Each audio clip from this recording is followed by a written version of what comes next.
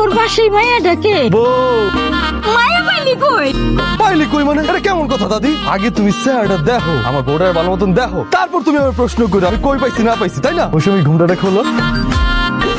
ও ভাই তুই দেখি আসমানের পরি ধরে নিয়ে আইছো।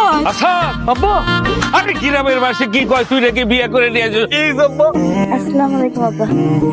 ঘটনা তো ঘটে গেছে ভাই। অবশ্যই ঘটনা ঘটে গেছে, তোর ভাবি লিপস্টিক দেয় নেই ম্যাচিং কইরা। আরে ভাই এই ঘটনা না, কালাসাদ আছে না, কালাসাদ তো বিয়ে করে বউ নিয়ে আইছে, লাল টুকটুকি বউ ভাই। অসম্ভব, অত্র এলাকার একমাত্র লাল টুকটুকে বউ থাকবে আমার ঘরে। আই মিন্টু, উল্টা পাল্টা কথা বলে তোমার ভাইয়ের কান নষ্ট করতেছো কেন? একটু থাপ্পড় দিব দে, ফালতু কথাকার। এই এলাকার একমাত্র সুন্দরী বউ হচ্ছে আমি, তোমার ভাইয়ের বউ। তুমি গামলার মধ্যে কি লইছো? কুসুম কুসুম গরম পানি, তার মধ্যে ফুলের পাপড়ি ছিটানো। নতুন বউ, হাত মুখ ধোয়ান লাগবো না? আমার জন্য এই হাত ধোয়া পানি কেন আনছে সেই কারণ কিন্তু আমি বুঝি। কি কারণে আবার? আপনি কি মনে করছেন আমার এই গায়ের রং আসল না? আমার এই গায়ের রং আসল রং। এইটা দেখেন, গায়ের রং কিন্তু এক ফোঁটা উঠে নেই দাদি, এটা আসল রং।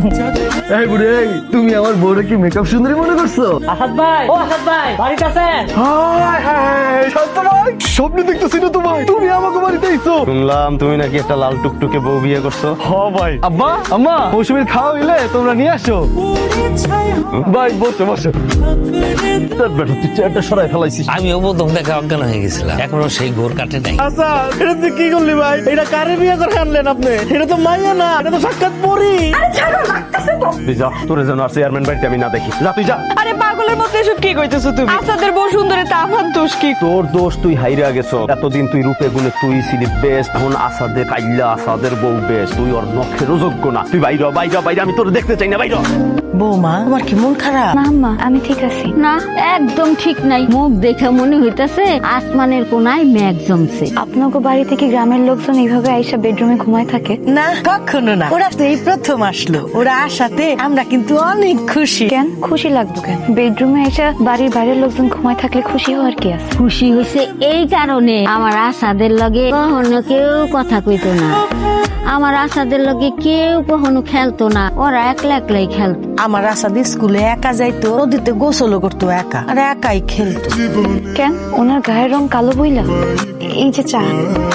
দাও দাও, তুমি ভাবি এত লজ্জা পাওয়ার কিছু নাই, ভাবতে পারেন আমরা এই বাড়িরই পোলা।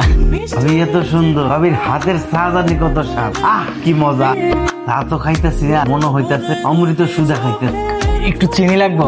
যাও, মৌসুমী একটু চিনি লাও। এটা কোনো কাজ করলি? এই রাত্রেবেলা ভাবিরে কষ্ট করাইলি, চিনিটা তুই আনতে পারতি না? আমার বন্ধু গুলো নষ্ট, আমি কখনো কিছু মনে করি না। এটাকে দুষ্টামি বলো না, এটাকে বিরক্ত করা বলো।